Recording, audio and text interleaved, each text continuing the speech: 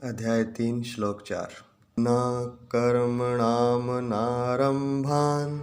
नैष कर्मयं पुरुषोऽश्नुते न च सन्न्यस्नादेव सिद्धिं समधिगच्छति।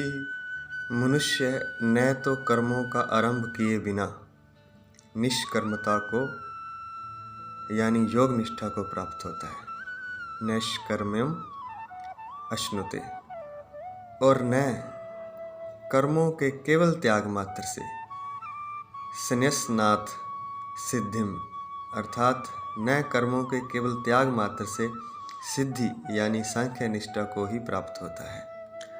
कर्म करते हुए, कर्मयोग करते हुए और साधना करते हुए एक अवस्था ऐसी आती है जिस अवस्था में उसके कर्म अकर्म हो जाते हैं, अर्थात वो कर्म फल उत्पन्न नहीं करते।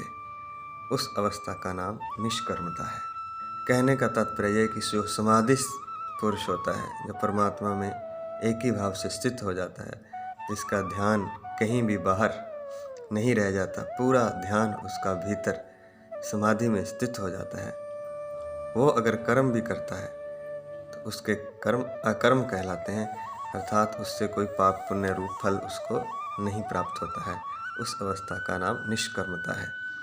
अब यहाँ बता रहे हैं कि जो निष्कर्मता है, नैष्य कर्म्यम न कर्मणाम अनारंभात, कर्मों का आरंभ किए बिना निष्कर्मता को प्राप्त नहीं किया जा सकता, अर्थात कर्म तो करना ही पड़ेगा। और वैसे भी सृष्टि में इस पृथ्वी पर मनुष्य आया है तो कर्म किए बिना वो रह भी नहीं सकता, और साथ ही कर्म के बिना निष्कर्मता भी प्राप्त नहीं होती है, तो कर्म तो करना ही पड़ेगा। और न कर्मों के केवल त्याग मात्र से, न संन्यासनाथ, जैसे यहाँ संन्यास भी कहा गया है कि वो कर्मों को त्याग देता है और ध्यान के लिए ही अपना जीवन समर्पित करता है। तो कह रहे हैं कि न कर्मों के केवल त्याग मात्र से सिद्धि यानी सांख्य निष्ठा को प्राप्त होता है।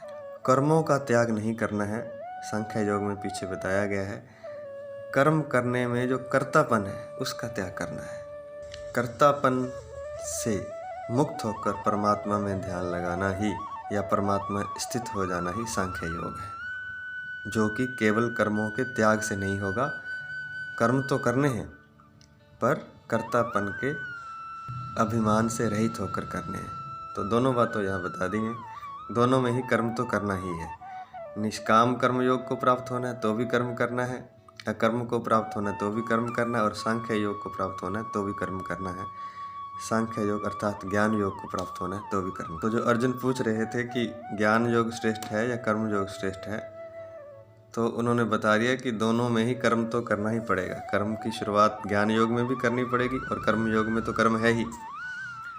जैसे ये पहले बता दिया, पुरुषः न कर्मणाम अनारंभात नैष्कर्म्यम अश्नुते, अर्थात मनुष्य न तो कर्मों का आरंभ किए बिना निष्कर्मता को यानी योग निष्ठा को प्राप्त होता है, अर्थात निष्काम कर्म योग को प्राप्त होता है। तो कर्मों की शुरुआत करनी ही पड़ेगी, कर्म तो करना ही पड़ेगा। यह विस्तार से यहाँ पर समझाया गया है। दोनों स्थितियों में कर्म करना पड़ेगा, चाहे वो ज्ञान योगी है जिसे सांख्य योग भी कहते हैं, चाहे वो कर्म योगी है जिसे बुद्धि योग और निष्काम कर्म योग भी कहते हैं। तो दोनों में ही कर्म आवश्यक है। अगर कोई सन्यासी हो जाता है, संन्यास्त हो जाता है घर बार छोड़कर और संसारिक कर्मों को छोड़कर, तो भी सन्यासी होकर भी उसे कुछ तो कर्म करना ही पड़ेगा, फिर भी वो कर्म किए बिना रह नहीं सकता। तो कर्म तो हर जगह अपरिहार्य है। लक्ष्य सबका परमात्मा होगा, लक्ष्य सबका समाधि होगा, तरीके उसके अलग अलग हैं।